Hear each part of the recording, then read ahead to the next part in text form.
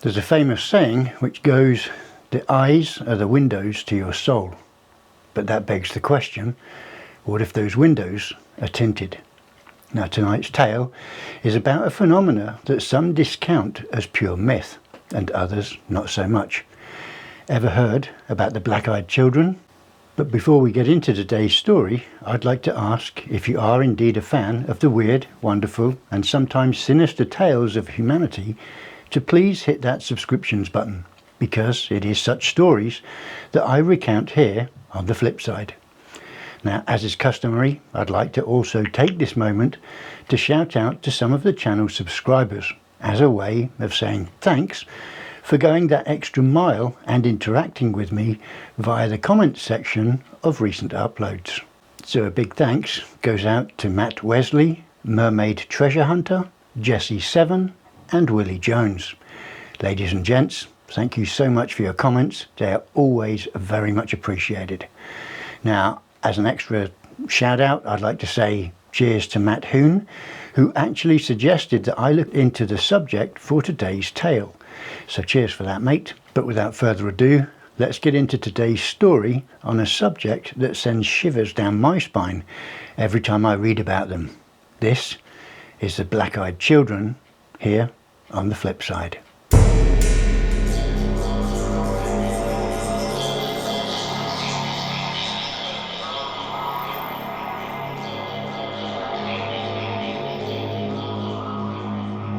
Now, I don't know about you, but whenever I hear stories that involve young children, I always tend to have more empathy towards them than I do towards adults.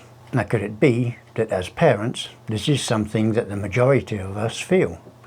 Some people have suggested that the entities known as the black-eyed children, the black-eyed kids, or BEKs for short, are the spirits of children who have, through the years, been aggressed or violated in some way or another.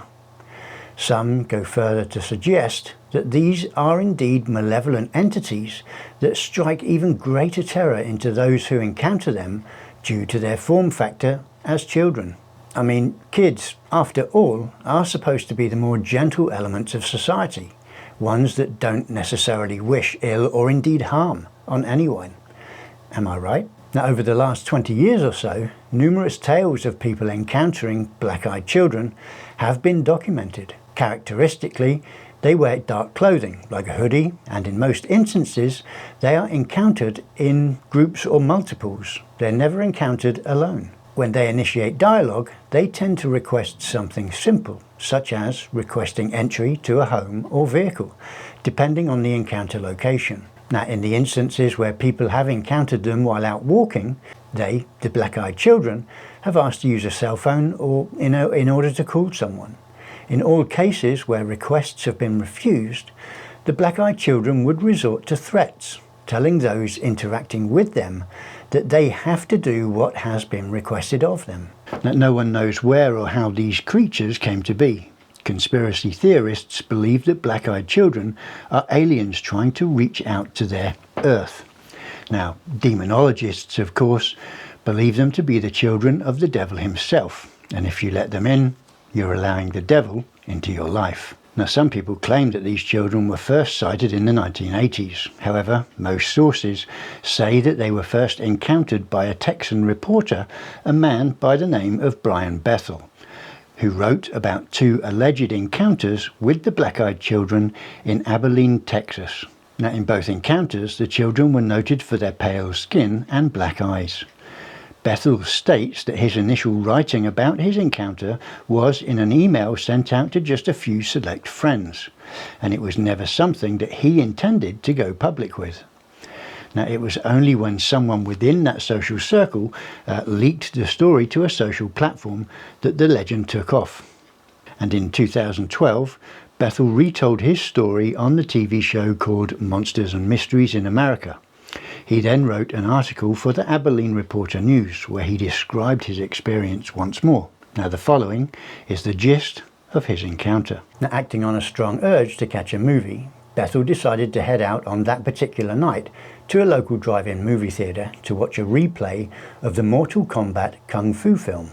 Having found a place to park, and after stocking his car with snacks and drinks, he set about getting comfortable for the start of the film. But just as he was settling back, he noticed out of the corner of his eye 2 forms of what he thought to be children approaching the driver's side of his car.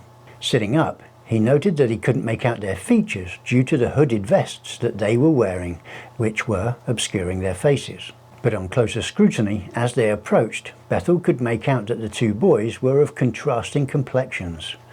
One was darker haired with unblemished skin, while the second had more reddish kind of hair, but also had what looked like the presence of some light freckles. Both seemed to have lighter skin than normal. Now, opening the window with the intention of asking them what they wanted, it was actually the boys who initiated dialogue, and they asked Bethel for a lift to their mother's house so that they could go and get enough money in order to be able to watch the movie. Now, Bethel recounted that it was when the second of the 2 children, the one with the freckles, had spoken to him, that it was at that time he said that an intense feeling of dread washed over him. Feeling uneasy about the whole affair, he mentioned that the movie was about to begin, and if they left now to go to these kids' mother's home, then they would miss the start of the film. Now, at that point, the kids responded to Bethel that they were only 2 children, that they weren't armed, and that they were not trying to hurt him.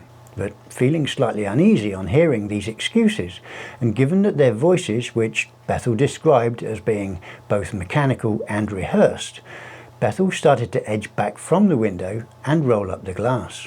And when they saw this, the 2 boys became agitated and started pounding on the window, demanding to be let in. And one of them shouting, in fact the one with the freckles, "We can't come in unless you invite us, so please open the door." And it was only then, as the hoods of their jackets shifted, that Bethel was able to see what he described as black, lifeless eyes. Now, as you can imagine, it put the fear of God into him, so he cranked the vehicle into life, and he engaged first gear and peeled away from his parking spot. But as he checked his rearview mirror, where he should have seen these 2 creatures eating his dust, there was nothing. No one was there. Now, this legend gained so much traction that it even crossed what some refer to as the pond, namely the Atlantic Ocean. In 2014, a British national newspaper, the Daily Star, wrote 3 front-page stories about sightings of the black-eyed children in and around a haunted pub in the county of Staffordshire. Now, ghost hunters believe these sightings of black-eyed children to be either extraterrestrials, vampires, or monsters from another dimension, and took these alleged sightings very seriously. Sadly, there could have been also a more sinister history to these sightings. Margaret Reynolds, a 6-year-old girl, vanished while on her way to school in September of 1965. A search party of some 2,000 local people subsequently formed with the intention of helping the local police in their work. She was never seen alive again. Now, in the same year, another little girl, 5-year-old Diane Tift, left her home to visit her grandmother, and she too never arrived, and it was sadly her brother, Terence, who was the last person to see her alive. Now, just a few months later, on January 12, 1966, a man out walking his dog found the body of a dead girl in a ditch in a wooded area known as Cannock Chase. The police soon arrived to investigate the finding, and after removing the body, they found the crumpled body of yet another girl underneath the first. Someone had murdered the girls and then stacked them on top of each other. Margaret Reynolds and Diane Tift were no longer missing. They were dead. The following year, in August 1967, a man was seen approaching a 7-year-old girl by the name of Christine Darby. He pulled up to Christine in his car and persuaded her to get into his vehicle. The eyewitness in this case was another child who recounted how she saw Christine enter the stranger's car.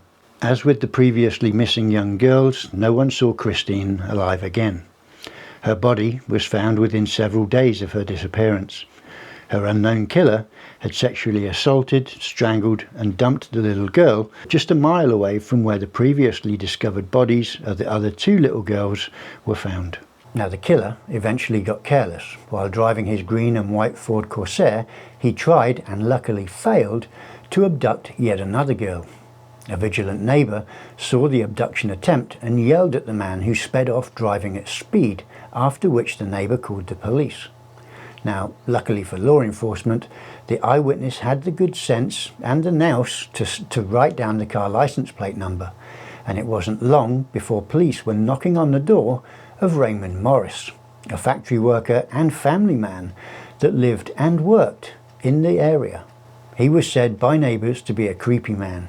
It was also alleged that he had taken photographs of schoolgirls in 1966. However, there wasn't enough proof at the time to arrest or convict him on those charges. Authorities arrested and then tried Morris in 1969 for the abduction, violation and subsequent killing of Christine Darby.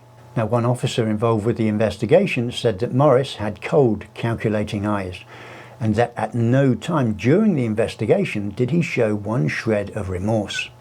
It is believed that he also did actually kill the other two girls, but there was only enough evidence for Morris to be charged with killing little Christine Darby. Now, his subsequent trial and conviction ensured that he would never live another day as a free man. A jury convicted Morris in the killing of Christine Darby after just 2 hours of deliberation on February the 18th, 1969. He, in fact, received a life sentence, during which, after 45 years of incarceration, he died behind bars on March the 11th, 2014. Now, other than being a particularly spooky place after dark, the wooded area known as Cannock Chase in Staffordshire is one place where people have claimed to see what they believe is the ghost of a little girl stumbling along the forested trails. Given that this is the area where the bodies of all 3 little girls were found, there are those who suggest this ghost or presence to be one of Morris's victims. Now, those who have been unfortunate enough to see the girl at close quarters claim that she has no eyes, just black voids. And some people suggest that this, in fact, is little Christine Darby, spending her eternity wandering around in the forest because she cannot see. And she cannot see because she was blindfolded by her attacker prior to her ordeal commencing. Now, these stories out of the UK are just one small percentage of stories about encounters with black-eyed children over the years. And stories range from all around the globe, from the jungles of Papua New Guinea to the bustling cities of London, New York and Tokyo. Nowadays, people still claim to see the black-eyed children when driving late at night down an empty road, outside their windows on moonless nights, or even some tales recounting people becoming almost paralysed with fear after realising they're looking at a black-eyed child lurking within the shadows of their room or somewhere in their house. Now, although on those latter instances there's nothing outlined to suggest how the black-eyed children actually came to be inside the house to begin with. Now, to underline that these encounters can happen at any time and in any place, the following is the account of Reddit user No Sleep Trash, who posted a story about their encounter with black-eyed children on the evening of Saturday the 18th of August 2012. Last night was like any other night. I was switching between listening to music and watching YouTube videos with one earplug in so that I could hear my infant daughter in case she cried. That way at least my wife could get a full night's sleep, given that she starts work at 4 o'clock in the morning at the local hospital. Somewhat tired, I decided to go lay down on the spare bed in the baby's bedroom. But just as I started to doze off, I heard this rhythmic thumping coming from the front porch. Now, I was startled at first, so I opened my eyes wide and I scanned the room. But realising it was most likely my cat scratching himself on the front porch, I quickly dozed off again. Then, just a few minutes later, the thumping started again. Damn cat, I thought, and I got out of bed to run him off the porch. But when I got there, the cat was nowhere to be seen. But now that I was up anyway, I realised that I wasn't in fact that tired, so I'd figured I'd just grab a coffee and check Facebook while I was up, maybe even finish the web series that I'd been watching on YouTube. Now, a few minutes into the video, I felt the sudden urge to look up at the kitchen window, and someone was standing there. Someone was outside. Now, I could see the top of 2 little heads just above the lower part of the frame of the window. Now, I assumed that they were children due to their limited height. They were short enough to not be able to see in through the window, but I could see them. but I heard no footsteps on my porch, and my stomach slowly started to knot up. And then came the knock. It was more like a steady hollow thump. In fact, the very same thump that I'd just blamed on my cat. Deciding it was best not to answer, I shut my laptop and crept back into the baby's room. Now, I assumed it to be some of the people from the low-income housing that I lived across the road from, and that they were either high or hiding from the cops. And the last thing I needed was to try to explain to two stoners that I was trying to sleep, even though it was 2 o'clock in the morning. Now, it wasn't until I got to my daughter's room that the creepiness really started to set in. The thump had moved from the kitchen to the bedroom windows. In fact, both windows in both bedrooms. Now, these rooms are obviously two separate rooms, and yet the thumping was in perfect time. These two stoners were going to wake up my daughter if I didn't run them off now. So, pissed, I got up, I went to the kitchen and unlocked and opened the door, ready to run around the side of the house and kick some little idiot's ass. And that's when I saw them. Standing there looking up at me were two what I estimated to be 10 or 11-year-old boys. Now, this feeling of dread and the smell of mould that almost made me want to vomit just washed completely over me. And it's then when the youngest of the two spoke. "May we use your telegraph?" Huh? I just stared blankly at these boys, but that soon turned to horror when I saw their faces. Their eyes were pitch black. And that's when he asked me again, "Can I use your telegraph?" Now, there wasn't a sound to be heard. No crickets were chirping, no dogs barking, and there were certainly no cars driving by. Nothing. Complete silence. Now, I tried to play it cool and ignore the fact that he hadn't said or asked for a telephone or phone or a cell or anything that could have made any sense of the situation. So I calmly replied, "I'm sorry, but I don't have those services in my house." Now, the expressions on their faces turned to one of anger as I finished my sentence. Swiftly, I shut the door and locked it as quickly as I could. Then I stumbled back to protect my daughter. I picked her up from her crib and held her close. The fact that she didn't wake up freaked me out even more, but I managed to gather my senses enough to make sure that she was still breathing and warm. Everything, in fact, seemed okay with her. Now, the thumping on the windows had returned. I dropped to the floor as close to the wall as I could and held my little girl in my arms, and I wept like a child. I felt helpless and afraid. Now, I lay there for what felt like hours, crying and shaking, until I heard my wife's alarm clock. The thumping stopped the instant the alarm went off, and I crept into the master bedroom with the baby. "What's wrong with you?" my wife asked. "I've just had a bad dream," is all I could mutter. "Okay, well, give me the baby so I can feed her before work." So I handed my daughter to my wife, and she fed her like any normal day. Now, I went around the house and I turned on every damn light I could find, and I made more coffee. And for some reason, just having her, my wife, awake, it calmed my nerves enough to a point that I could pretend like nothing had happened. Now, when she was ready for work, I walked her out to the car nervously with the baby in my arms.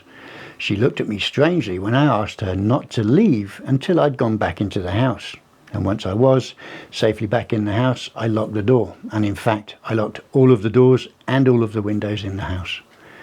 Now, other than the manual tasks that required me to take care of my daughter, I just sat anxiously for the rest of the day until my wife eventually returned from work. And once she was home, I insisted that we go and stay the weekend at my brother's house in the neighbouring town, which we did. And it's from there that I'm writing now. We got here about 2 hours ago, and the light is starting to fall. So I'm sitting horrified while she, my wife, sleeps in the guest room with my daughter, wondering why the banging stopped when my wife's alarm clock went off.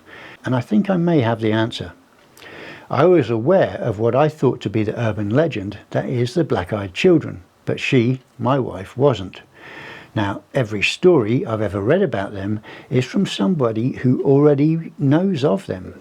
So maybe, just maybe, having knowledge of and belief in their existence is reason enough for them to visit. I'm afraid, and I'm sorry. So there you have it, folks. I guess a precautionary lesson from tonight's tale is to be very wary about who you invite into your home or vehicle, because you never know who they could turn out to be. Now, if you have indeed liked this video, please slap a like on it, or indeed for any one of the other videos in the archives. Now, as normal, I'd like to ask you to subscribe if you haven't already, and please also hit that notifications bell in order to get notified when the next weekly instalment is ready for your viewing pleasure. Now, if you feel that you have a story that you'd like me to research for inclusion in the flip side, please feel free to submit those ideas in the comments below, the same way that Matt Hoon suggested the subject for tonight's tale in a comment to an upload from last week. And other than that, all that remains is for me to wish you all the best. Please stay safe, stay sane, and above all, stay healthy. And if I were you, and if you don't already have one installed, I'd get a security camera hooked up to your front door, pretty sharpish, because you never know who's going to come knocking. So see you soon, folks. Take care, all the best, until the next time, here on the flip side.